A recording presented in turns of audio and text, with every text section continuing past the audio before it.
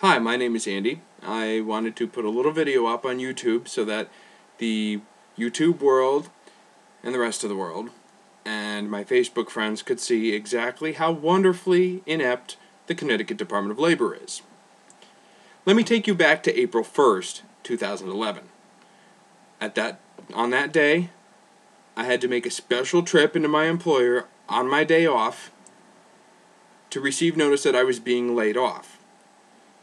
During the meeting of the layoff proceedings, the chief of staff advised me not to file for unemployment benefits until I received my full severance package.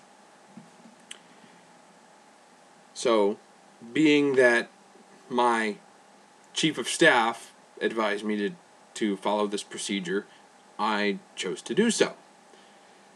Unbeknownst to me at the time, the other individuals that were laid off on the same day were told to file immediately.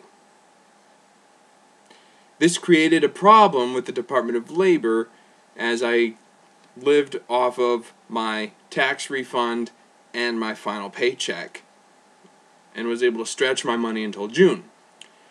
I opened my claim on June 5th, 2011, and at that time I had to do a telephone interview with a Department of Labor representative at the Norwich telebenefits line.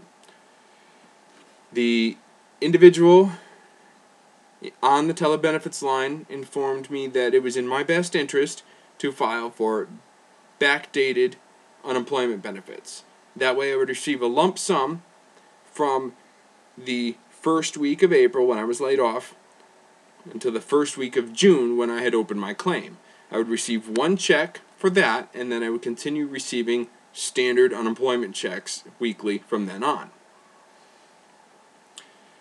To do so, I was informed that I would have to do a telephone interview with another individual from the Department of Labor to start this proceeding. On June 13th, I had my telephone interview, and at that time, the operator informed me that it was not in my best interest to backdate the claim because it's a one-shot deal where if you file backdated unemployment claim once in your life, you will virtually never get that option again. Now, being that I was cautious, I opted to not follow through with that. I decided it was in my best interest to not have the backdated support. I would just continue a standard claim from then on. On June 15th, 2011, I checked the Department of Labor website, and it said on the screen that my payments were held pending a further investigation. On that day when I saw that, I immediately called the telebenefits line to inquire why it was being held. Previously, I had had 3 separate week-long furloughs, and being that the first furlough I had was with this employer as a part-time employee, I had a furlough within the first month of my employment and therefore had not made enough money to receive benefits. My second furlough, I was told I had made too much money that year to claim it. The third furlough, I was informed that the week for request of benefits was invalid, that I was, how exactly was the phrasing?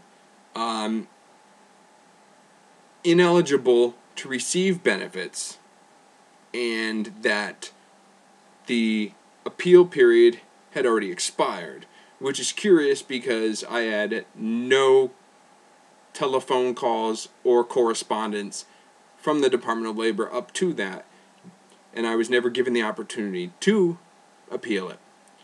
So, being that on June 15th of 2011, it was still being held pending further review, I was concerned that I would be turned down for unemployment benefits based on the previous ineligibility.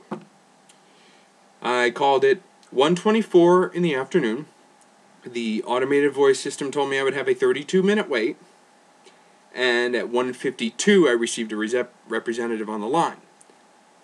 I inquired as to my status with my unemployment claim. She said that it appeared to her that it was on hold pending the telephone conversation on the 13th for back pay.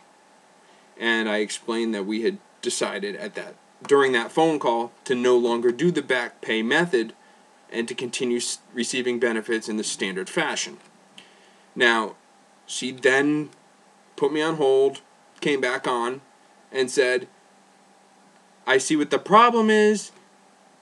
This was never cleared out of the system to continue on to pay you. And I said, okay. And she goes, another thing it could be is it could be on hold for 8 days pending your former employer's option to dispute a lack of work claim. Now, at that time and previously, I had misplaced my UC-61 form, which was given to me by the Chief of Staff.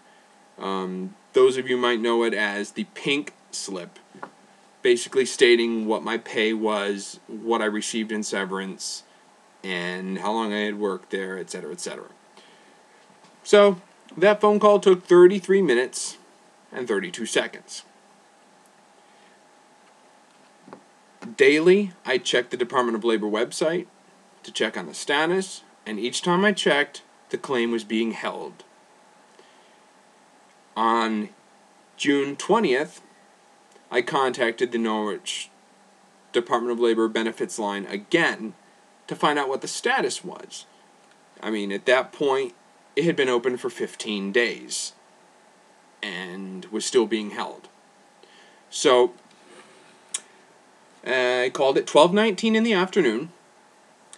I was told there would be a 39-minute wait, and I received a representative on the line at 12:53.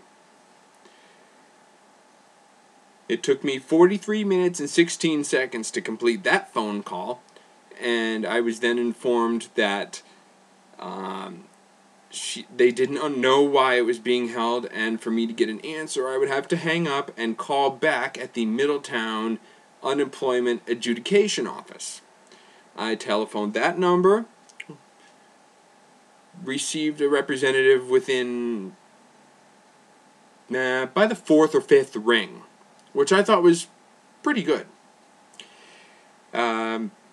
At that point, I explained the situation to that operator, explained to her that I had located my UC-61 pink slip,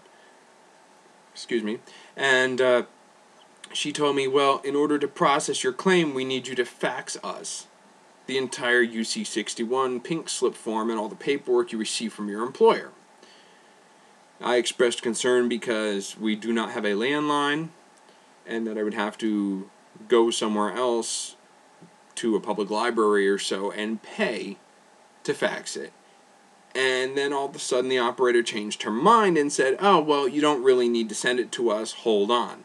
She puts me on hold for about 30 seconds. She comes back on the line and says, I don't see any reason why your claim was held for any reason. I'm going to remove the hold. You should receive your payments tomorrow, being June 21st, and I will contact you on the phone on June 21st, but only if there is a problem. So, fast forward to today, June 21st, I contacted the Department of Labor website, which stated that the initial 2 weeks of unemployment claims had been filed and had been paid. I checked my bank balance. My bank balance did not reflect a deposit, so I then drove to my closest bank branch and asked them to do an inquiry into my account to see if it was deposited and being held, or if there had been no record of the deposit. Excuse me. And at that time, I was concerned also because when paychecks are deposited into the account, there is a 24-hour hold. So I wanted to make sure that was not the case with my unemployment before I took further actions.